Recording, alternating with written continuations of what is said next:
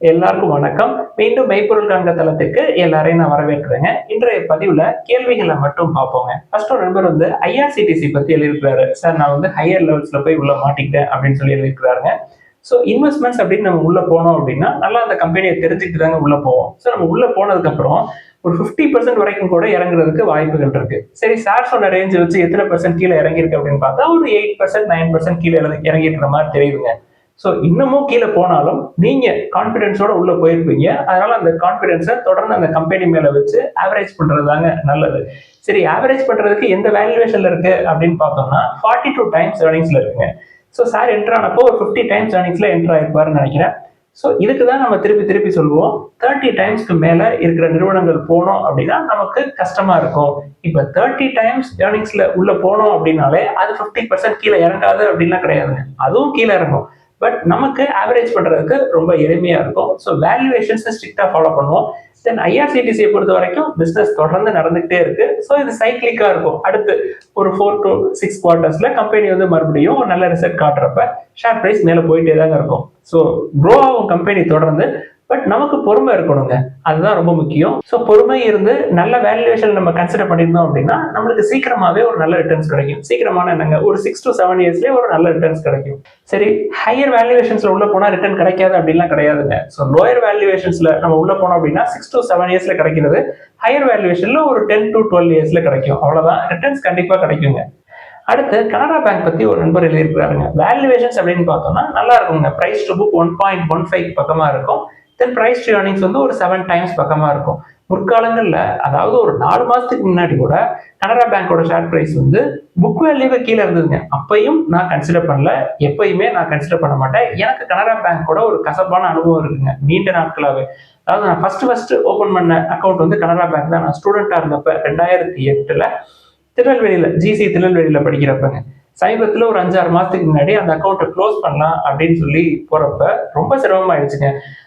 திருநெல்வேலி பிரான்ச்சை திருச்சி பிரான்ச்சுக்கும் மாற்றி தர மாட்டுறாங்க. தென் இங்கே க்ளோஸ் பண்ணி கொடுங்க அப்படின்னாலும் நீங்க அங்கதான் போகணும் அப்படின்றாங்க. தென் பிரான்ச்சை மாத்துங்க அப்படின்னாலும் அதுக்கும் திருநெல்வேலி தான் போகணும்னு சொல்லிட்டாங்க. இது ஹெச்டிஎஃப்சி பேங்க் அக்கௌண்ட் க்ளோஸ் பண்ணப்போதாங்க எவ்வளவு சிம்பிளிஃபைடா இருக்கு ஹெச்டிஎஃப்சி பேங்கோட ப்ராசஸ் அப்படின்றது எனக்கு புரிஞ்சது. ஹெச்டிஎஃப்சி பேங்க் அக்கௌண்ட் பட்டுக்கோட்டையில் ஓப்பன் பண்ணதுங்க. நான் திருச்சியில இருந்தப்போ நான் போய் இந்த மாதிரி எனக்கு இந்த அக்கௌண்ட் தேவையில்லை, நான் க்ளோஸ் பண்ணணும் அப்படின்னு சொன்னேன். ஃபார்ம் கொடுத்தாங்க, ஃபில் பண்ணி கொடுத்தேன். ஒரு 5 மினிட்ஸ்ல நான் வந்துட்டேன். திருப்பி நாளைக்கு வாங்க அப்படின்னு சொன்னாங்க. அடுத்த நாள் போனேன், பேலன்ஸை செக்கா போட்டு கொடுத்துட்டாங்க. ஸோ மொத்தமே எனக்கு ஒரு 15 மினிட்ஸ் தாங்க ஸ்பெண்ட் பண்ணேன் இந்த அக்கௌண்ட் க்ளோஸ் பண்றதுக்கு. ஸோ இது கனரா பேங்கை பொறுத்த வரைக்கும் என்னுடைய எக்ஸ்பீரியன்ஸ்ங்க. கனரா பேங்க் மட்டும் இல்லைங்க, நான் பெரும்பாலும் நிறைய பப்ளிக் செக்டர் பேங்க்ஸை கன்சிடர் பண்றதே இல்லை. அதுக்கு என்ன காரணம் அப்படின்னா ப்ரொமோட்டர் ஹோல்டிங்ஸ் நிறைய இருக்கும். அதுல ப்ரொமோட்டர் ஸ்டேக் சேல் பண்ணுவாங்க. ஸோ அதனால அதை நான் விட்டுறது எப்பொழுதுமே.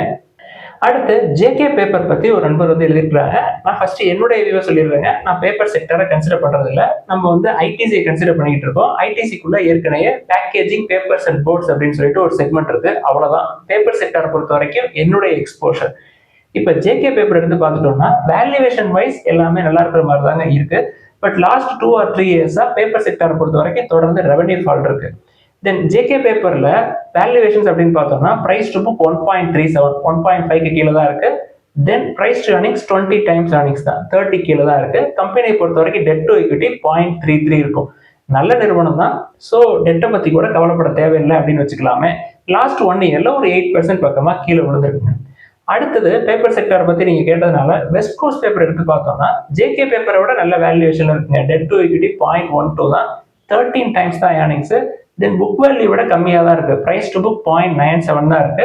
ஸோ வெஸ்ட் கோஸ்ட் பேப்பரும் ஒரு லாஸ்ட் 1 இயர்ல ஒரு 20% பக்கமா கீழே விழுந்துருக்குங்க. அடுத்து டிஎன்பிஎல் எடுத்து பார்த்தோம்னா west coast paper JK paper அது ரெண்டை விட எனக்கு ரொம்ப சீப்பா தெரியுதுங்க. பிஇ இல்ல, ப்ராஃபிட் பண்ணல. பட் பிரைஸ் டு புக்னு பார்த்தோம்னா 0.54 தான் இருக்கு. டெட் டு ஈக்விட்டி அதிகமா இருக்கு, 0.76 இருக்கு. அதை பத்தி ஒரி பண்ண தேவையில்லை. டிஎன்பிஎல் பொறுத்த வரைக்கும் 22% கீழே இறங்கிட்டுங்க. இன்னும் கீழே வர்றதுக்கான வாய்ப்புகள் இருக்கும். ஸோ அஸ் எ வேல்யூ இன்வெஸ்டரா என்னுடைய பார்வையில நான் பேப்பர் செக்டருக்கு போனேன் அப்படின்னா இந்த 3 பார்க்குறப்ப எனக்கு டிஎல்பிஎல் இன்னும் கீழே வர்றப்ப இன்னும் லோயஸ்ட் லெவல்ல, அதாவது ₹1 ஷேர் 20 காசுக்கு 50 காசுக்கு கிடைக்குமா அப்படின்னு சொல்லி பாக்குறப்ப எனக்கு டிஎன்பிஎல் 50 காசு கிடைக்கிறதுக்கான வாய்ப்புகள் இருக்கு. அதாவது புக் வேல்யூல இருந்து ஒரு 50% கீழே தள்ளி இருக்கு. அதனால நான் அப்படி சொன்னேன். ஸோ டிஎன்பிஎல் ₹1 ஷேர் 50 காசு கிடைக்குது, நம்ம எடுக்கிறோம் அப்படின்றது இங்க மேட்டர் இல்லைங்க. அதுக்கப்புறம் நம்ம எவ்வளவு காலம் பொறுமையா காத்துட்டு இருக்கோம், கம்பெனிக்கு பிஇ இல்லை. ஸோ ப்ராஃபிட் பண்ணல. ஸோ ப்ராஃபிட் பண்ற வரைக்கும் கம்பெனி டர்ன் அரௌண்ட் ஆகிற வரைக்கும் நம்ம வந்து எவ்வளவு பொறுமையா இருப்போம் அப்படின்றதாங்க இதுல முக்கியம். நம்ம இன்னைக்கு உள்ள எடுத்து போட்டுக்கிட்டு அடுத்து நம்ம கன்சிடர் பண்ணதுக்கு அப்புறமும் 10%, 20%, 50% கீழே போயிடுச்சு அப்படின்னு சொல்லி வருத்தப்படுறதுல எந்த பிரயோஜனமே கிடையாதுங்க. ஸோ லாங் டேர்ம் இன்வெஸ்ட்மெண்ட்ஸை பொறுத்த வரைக்கும் வேல்யூ எவ்வளோ முக்கியமோ அதே அளவு பொறுமையும் அவசியங்க. அடுத்து ப்ரிகால் நிறுவனத்தை பற்றி கேட்டிருக்கிறாங்க. 37 டைம்ஸ் ஏர்னிங்ஸ்ங்க. எனக்கு ரொம்ப காஸ்ட்லியாக தான் தெரியுது. அடுத்த ஒரு நண்பர் வந்து நேற்றைய பதிவில் கமெண்ட்ல கீழே எழுதியிருக்கிறாருங்க. அதாவது அருமையாக கன்சிடர் பண்ணியிருக்காரு. 1-2ன்னு கன்சிடர் பண்ணலாம், நம்மளுக்கு வந்து நல்ல ரிட்டர்ன்ஸ் கொடுக்கும் அப்படின்னு சொல்லுவோம் இல்லையா. ஸோ அழகா லோயர் லெவல்ல பிடிச்சிருக்காருங்க பல ஷேர்ஸ். இதுதாங்க என்னுடைய நோக்கம். இந்த மாதிரி நீங்க உள்ள போனீங்க அப்படின்னா ரொம்ப ரொம்ப சேஃபர் சைட்ல இருந்துக்கலாங்க. எக்ஸாம்பிளுக்கு கோல்டு எடுத்துக்கிட்டோம்னா ETF கன்சிடர் பண்ணிருக்காரு. லூப்ரிகன்ட் எடுத்துக்கிட்டோம்னா கேஸ்ட்ரால கன்சிடர் பண்ணிருக்காரு. அதாவது 20 டைம்ஸ் ஏர்னிங்ஸ்க்கு கீழே. தென் லாஜிஸ்டிக்ஸ் எடுத்துக்கிட்டோம்னா கேட்வே, தென் FMCGல IT, then IndusInd bank, Karnataka bank, South Indian bank, Federal bank. Banking எடுத்துக்கிட்டோம்னா then LIC housing finance, book value கீழே கன்சிடர் பண்ணிருக்கிற மாதிரி தெரியுது. தென் IT எடுத்துக்கிட்டோம்னா விப்ரோ, TCS. குறிப்பா TCS எடுத்துக்கிட்டோம்னா 3850 to 90 அந்த ரேஞ்சில் கன்சிடர் பண்ண மாதிரி தெரியுது. வெறும் ஒரே ஒரு ஷேர். ஸோ ஒரு ஷேர் கன்சிடர் பண்ணா ஒன்றும் கிடைக்காது அப்படின்லாம் கிடையாதுங்க.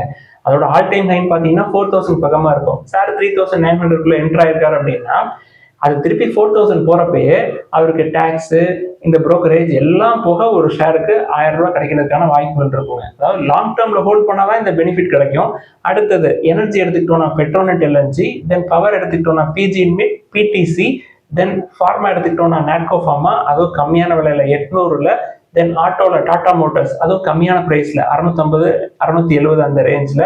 ஸோ சார் வந்து என்னுடைய கன்சிடரேஷன்ஸ்லாம் எப்படி சார் இருக்கு அப்படின்னு சொல்லி எழுதிருக்காருங்க. எல்லாமே சூப்பரா இருக்கு. இது போக என்னென்ன வாய்ப்புகள்லாம் இருக்கு அப்படின்னு நான் சொல்றேன், அதையும் யோசிச்சு பாருங்க. மைக்ரோ ஃபினான்ஸ்ல எதுவுமே இல்லைங்க. மைக்ரோ ஃபினான்ஸை பொறுத்த வரைக்கும் முத்தூட் மைக்ரோ ஃபைனான்ஸ், ஸ்பந்தனா ஸ்பூர்த்தி எல்லாம் புக் வேல்யூக்கு கீழேயே வந்துட்டு போகுது. ஸோ அதை நீங்க பார்க்கலாம். தென் பாண்ட், அதையும் வந்து பார்க்கணுங்க. உங்களுக்கு ஏஜ் எவ்வளோ அப்படின்றது எனக்கு தெரியல. 35 to 40 அந்த ரேஞ்சில் இருந்ததுன்னா பாண்டையும் கன்சிடர் பண்ண ஸ்டார்ட் பண்ணலாம். அடுத்து தமிழ்நாடு மெர்கன்டைல் பேங்க் எடுத்துக்கிட்டோம்னா புக் வேல்யூ கம்பேர் பண்றப்ப இப்பயும் டிஸ்கவுண்டட் பிரைஸ்ல தான் இருக்கு. தென் அமர் ராஜா எனர்ஜி, அதாவது எக்ஸைட கம்பேர் பண்றப்ப அமர் ராஜா இப்பயுமே சீப்பா தான் இருக்கு. தென் டாக்டர் ரெட்டிஸ், அதுவும் வந்து சீப்பா தான் இருக்கு ஃபார்மா பொறுத்த வரைக்கும். தென் L&T கன்ஸ்ட்ரக்ஷன், லார்ஜ் கேப், அதுல எதுவுமே நான் பார்க்கல. ஸோ வாய்ப்புகள் கிடைக்கிறப்ப அது 30 டைம்ஸ் வர்றப்ப, அதே மாதிரி பவர் செக்டர்ல டாடா பவர் 30 டைம்ஸ் வர்றப்ப இதெல்லாம் பார்க்கலாம். தென் டாடா கெமிக்கல்ஸை பொறுத்த வரைக்கும் அது மேலே போயிட்டு மறுபடியும் கீழே வந்திருக்கு. புக் வேல்யூக்கு க்ளோஸா வர்றப்ப அதையும் பார்க்கலாம். ஸோ டாடா கெமிக்கல்ஸை நம்ம பார்க்குறப்ப இன்டெரக்டா டாடா சன்ஸை நம்ம கன்சிடர் பண்ணிட்டு இருக்கோம் அப்படின்னு அர்த்தம். ஏன்னா டாடா கெமிக்கல்ஸ் வந்து டாடா சன்ஸ்ல ஒரு 2.5% ஸ்டேக் வச்சிருக்காங்க. அடுத்து BMW வென்ச்சர்ஸ் அப்படின்ற நிறுவனத்தை பத்தி கேட்டிருக்காங்க. மெட்டல்ஸ் அண்ட் மைனிங் செக்டர் மாதிரி தெரியுதுங்க. அதை பத்தி எக்ஸ்பிளைன் பண்ண சொல்லி கேட்டிருக்காங்க. டெட் டு ஈக்விட்டி 2ங்க. ஸோ நம்ம அதை பத்தி பெருசா பேசணுங்கிற அவசியமே கிடையாது. நம்ம த்ரெஷோல்டு எங்க இருக்கோ அதுக்கு ஸ்ட்ரெயிட் ஆப்போசிட்ல இருக்குங்க டெட் டு ஈக்விட்டி. நம்ம லார்ஜ் கேப் எடுத்துக்கிட்டோம் அப்படின்னா டெட் டு ஈக்விட்டி எவ்வளவு இருக்குன்னு தெரிஞ்சுக்கோமே.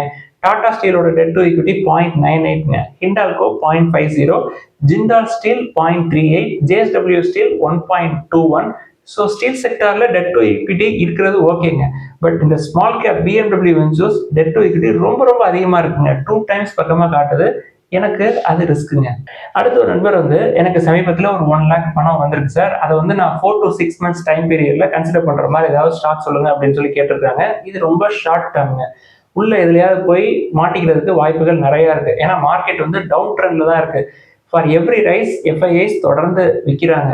மேலே போறதுக்கான சாத்தியக்கூறுகள் ஏதாவது இருக்கா அப்படின்னா நம்ம இந்த Q2 ஃபினான்ஷியல் 26 பெர்ஃபார்மன்ஸ் வந்ததுக்கு அப்புறம் தான் நம்ம வந்து அதை டிசைட் பண்ண முடியும்.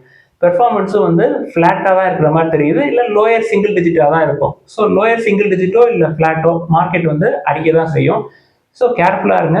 பாண்ட் சைடு போயிடுறது சேஃப்ங்க ஒரு 3 to 6 monthsக்கு.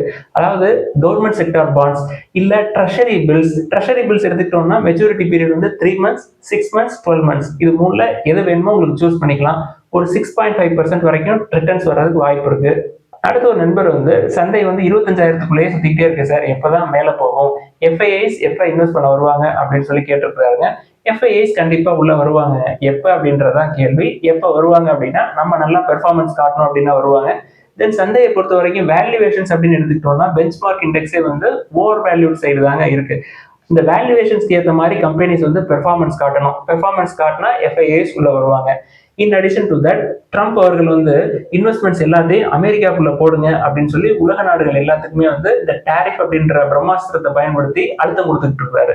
இந்த மாதிரி சூழல்ல எஃப்ஐஐஸ் தொடர்ந்து வித்துக்கிட்டே இருக்காங்க. விற்க விற்க விற்க டிஐஎஸ் வந்து பஃபர் கொடுத்துட்டே இருக்காங்க, ஸ்கெப் ஹோல்ட் பண்ணிக்கிட்டே இருக்காங்க. நம்ம எல்லாமே வந்து பணம் போடுறோம், மியூச்சுவல் ஃபண்ட்ஸ்ல கொண்டு போய் பணத்தை போடுறோம். அதை வச்சு எஃப்ஐஐஸ் வந்து விற்கிறப்ப மார்க்கெட் பெருசா கீழே இறங்க விடாம தடுத்து பிடிச்சிக்கிட்டு இருக்கிற மாதிரி தெரியுதுங்க எனக்கு. சந்தை வந்து குறிப்பா எதை வாட்ச் பண்ணோம் அப்படின்னா Q2 ஃபினான்ஷியல் இயர் 26 பெர்ஃபார்மன்ஸ், அது ஒரு பக்கத்துங்க. அதுக்கு அடுத்தது டேரிஃப் வந்து இங்க உள்ள நிறுவனங்களுடைய பெர்ஃபார்மன்ஸை எந்த அளவுக்கு பாதிப்புகளை ஏற்படுத்தியிருக்கு அப்படின்றத பார்க்கும். ஸோ டேரிஃப்னால வரக்கூடிய இம்பாக்ட் அப்படின்றது நம்மளுக்கு ஃபுல்லா தெரியறதுக்கு இன்னும் ஒரு 6 months to 9 months ஆகலாம். ஸோ அது வரைக்கும் கூட மார்க்கெட்ஸ் வந்து இந்த 25,500 இல்ல 24,500 இதற்கு மத்தியிலேயே சுத்திக்கிட்டு இருக்கிறதுக்கான வாய்ப்புகளும் இருக்கு. அதற்கு கீழேயும் போறதுக்கான வாய்ப்புகள் இருக்குங்க, நிலைமை மாறாத வரைக்கும். அடுத்து கிராம்ப்டன் கிரீவ்ஸ் பத்தி ஒரு நண்பர் ஒரு கேள்வி எழுதியிருக்காங்க. கம்பெனிக்கு 0% ப்ரொமோட்டர் ஹோல்டிங்ஸ் காட்டுது அப்படின்னு சொல்லி எழுதியிருக்காங்க. கிராம்ப்டன் கிரீவ்ஸ் பொறுத்த வரைக்கும் போர்ட் ஆஃப் டைரக்டர்ஸ் தாங்க வந்து கம்பெனியை மேனேஜ் பண்றாங்க. அதாவது ப்ரொஃபஷனலி மேனேஜ்டு கம்பெனிஸ் அப்படின்னு நம்ம ஏற்கனவே சொல்லியிருக்கோம். எடுத்துக்காட்டுக்கு ஐடிஎஃப்சி ஃபர்ஸ்ட் பேங்க் எடுத்துக்கிட்டோம்னா ப்ரொமோட்டர்ஸ் ஹோல்டிங்ஸ் வந்து 0% தாங்க காட்டும். ஸோ இந்த ப்ரொஃபஷனலி மேனேஜ் அப்படின்றது என்னன்னா, ஷேர் ஹோல்டர்ஸ் எல்லாமே சேர்ந்து டைரக்டர்ஸ் அப்பாயிண்ட் பண்ணுவாங்க. ஸோ அவங்க தான் வந்து கம்பெனியோட மேனேஜ்மெண்ட்ஸ் தென் ஆப்ரேஷன்ஸ் எல்லாத்தையுமே எடுத்து நடத்துவாங்க. ஸோ இதுதாங்க வந்து ப்ரொஃபஷனலி மேனேஜ் அப்படின்னு சொல்றாங்க. அடுத்து எல்ஜி எலக்ட்ரானிக்ஸ் பத்தி ஒரு நண்பர் வந்து எழுதியிருக்காங்க. 37 times earnings இருக்கு சார், தென் பிரைஸ் டு புக் வந்து 13 times இருக்கு. அதாவது வேல்யூவேஷன் அதிகமாக தான் இருக்கு, எனக்கு புரியுது சார், பட் இந்த செக்டாரை பொறுத்த வரைக்கும் இது வந்து சீப்பா இருக்க மாதிரி தெரியுது அப்படின்னு சொல்லி கேட்டிருக்காங்க. சரி, இப்படி ஒரு சினாரியோ வருதுன்னு வச்சுக்கோங்க. அதாவது கம்பெனி வந்து லிஸ்ட் ஆனதுக்கு அப்புறம் அது 30 times இல்ல 25 times earnings வந்தா என்னங்க பண்ணுவீங்க? ஸோ வெயிட் பண்றது நல்லதுங்க. நம்ம ஒரு டிசிஷன் எடுத்துட்டோம், வேல்யூ இன்வெஸ்டிங் அப்படின்னா வேல்யூவேஷனை நம்ம ஸ்ட்ரிக்டா ஃபாலோ பண்ணுங்க. குறிப்பிட்ட ஒரு செக்டார்ல நல்ல வேல்யூவேஷன்ல எந்த கம்பெனியுமே இல்லையே அப்படின்னு நினைச்சு நம்ம வருத்தப்படணுங்கிற அவசியம் இல்லைங்க. வெயிட் பண்ணுவோம், கீழே வந்தா பார்ப்போம், வரல அப்படின்னா விட்டுருவோம். நல்ல வேல்யூ எங்க இருக்கோ அதை தேடி போவோங்க, வேல்யூக்கு நம்ம பணத்தை கொடுப்போம். அடுத்து செஞ்சுரி எக்ஸ்ட்ரூஷன் அப்படின்ற நிறுவனத்தை பத்தி எழுதிருக்காருங்க. ரொம்ப ரொம்ப ஸ்மால் கேப்ங்க, ஒரு 200 crore market cap company. Promoter shares plus பண்ணி வச்சிருக்காங்க. தென் டெட் டு ஈக்விட்டி 0.59 இருக்கு, ஸ்மால் கேப், ஸோ ரிஸ்க் தான், ஸோ கேர்ஃபுல்லா இருங்க. உங்களுக்கு மெட்டல்ஸ் அண்ட் மைனிங்ஸ் வேணும் அப்படின்னா இதை விட நல்ல வேல்யூவேஷன்ல நால்கோ இருக்குங்க. Debt to equity 0.01, then 7 times தான் earnings, அதை கூட பார்க்கலாம். அடுத்து ஸ்கை கோல்ட் நிறுவனத்தை எடுத்துக்கிட்டோம்னா நிறைய கேள்விகள் தொடர்ந்து வருதுங்க. So sky golds and diamonds பத்தி பிரீஃபா நம்ம பார்ப்போங்க. ஸ்கை கோல்ட் நிறுவனம் எடுத்துக்கிட்டோம்னா ப்ரமோட்டர்ஸ் வந்து லாஸ்ட் 2 or 3 quarters அவங்களோட ஸ்டேக்கை குறைச்சிட்டே வர்றாங்க. குறிப்பா செப்டம்பர் 2024 எடுத்துக்கிட்டோம்னா 62.5% ஸ்டேக்ல இருந்து இப்போ ஜூன் 2025ல 53.86% குறைச்சிருக்காங்க. குவார்டர் பை குவார்டர் குறைச்சிருக்காங்க. இதை யார் வாங்கியிருக்கா அப்படின்னா DIIs, then public investors, retail investors அவங்க கைக்கு போயிருக்குங்க. தென் கம்பெனி எடுத்துக்கிட்டோம்னா ஒரு ஸ்மால் கேப் கம்பெனிங்க, 4,000 crore மார்க்கெட் கேப் கம்பெனி. கம்பெனியை பொறுத்த வரைக்கும் செப்டம்பர் 2023க்கு அப்புறம் டிவிடெண்ட் எதுவும் கொடுக்கல. சரி, பர்சன்டேஜ் ஆஃப் ஸ்டேக் வந்து ப்ரொமோட்டர்ஸ் குறைச்சிருக்காங்க. ஸோ ஸ்டேக் சேல் பண்ணி என்ன பண்ணிருக்காங்க, அவங்களோட எய்ம் என்னவா இருக்கு அப்படின்னா, கம்பெனி என்ன சொல்றாங்க, ரெவன்யூ, ப்ரொடக்ஷன் கெப்பாசிட்டி ரெண்டையுமே நாங்கள் கூட்டுவோம் நெக்ஸ்ட் ஃபியூ இயர்ஸ்ல அப்படின்னு சொல்றாங்க. அதுக்காக டார்கெட்லாம் அவங்க செட் பண்ணி வச்சிருக்காங்க. இப்போ எடுத்துக்காட்டா ஃபினான்ஷியல் 26க்கு எங்களோட ரெவன்யூ அப்படின்றது ஒரு 5,400 crores இருக்கும் அப்படின்னு செட் பண்ணி வச்சிருக்காங்க. இது ஃபினான்ஷியல் 27ல ஒரு 7,600 crores இருக்கணும், அதுதான் எங்களோட டார்கெட் அப்படின்னு சொல்றாங்க ரெவன்யூ பொறுத்த வரைக்கும். தென் ப்ராஃபிட் ஆஃப்டர் டாக்ஸ் எடுத்துக்கிட்டோம்னா ஃபினான்ஷியல் 26ல ஒரு 4.25 to 5% வரைக்கும் எங்களோட ப்ராஃபிட் ஆஃப்டர் டாக்ஸ் கூடும் அப்படின்னு கம்பெனி எக்ஸ்பெக்ட் பண்றாங்க.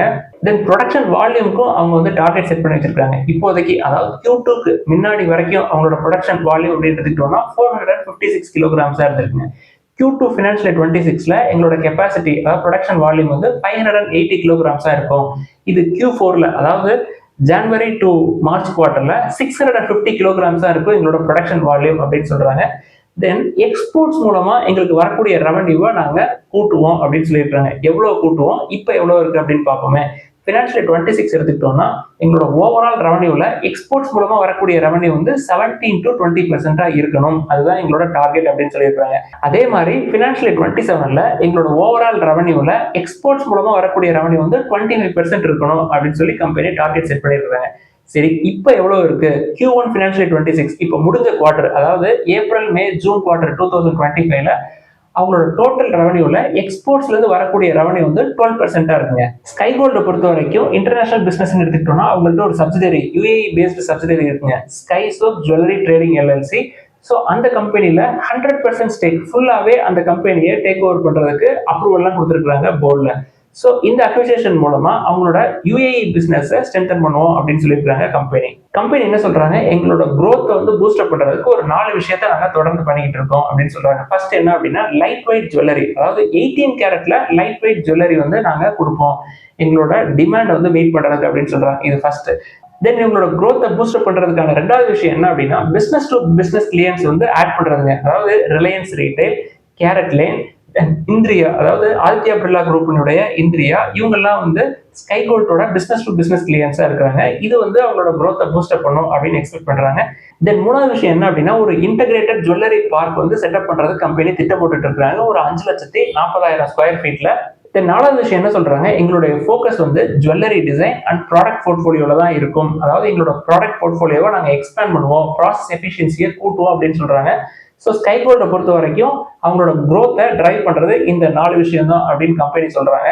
தென் கம்பெனியோட வேல்யூவேஷன்ஸ் பார்த்தோம்னா 30 டைம்ஸ் ஏர்னிங்ஸ் கீழே தான் இருக்கிற மாதிரி தெரியுது. டெட் டு ஈக்விட்டி இருக்குங்க. ஸோ கோல்ட் ஜுவல்லரி பிசினஸை பொறுத்த வரைக்கும் டெட் டு ஈக்விட்டி இருக்கும். தென் அவங்க தொடர்ந்து எக்ஸ்பான்ஷன் ஒர்க்குக்காக ஸ்டேக் சேல் பண்ண மாதிரி தெரியுதுங்க. நல்ல வேல்யூவேஷன்ல தான் இருக்கு. தொடர்ந்து இப்போதைக்கு வாட்ச் பண்ணலாம். இதெல்லாம் தான் இன்னைக்கு டிஸ்கஸ் பண்ணணும்னு நினைச்சோம். முதலீடுகள்ல ஏதாவது சந்தேகங்கள் கேள்விகள் இருந்தால் எல்லாத்தையும் எழுதுங்க. எல்லாருக்கும் நன்றி.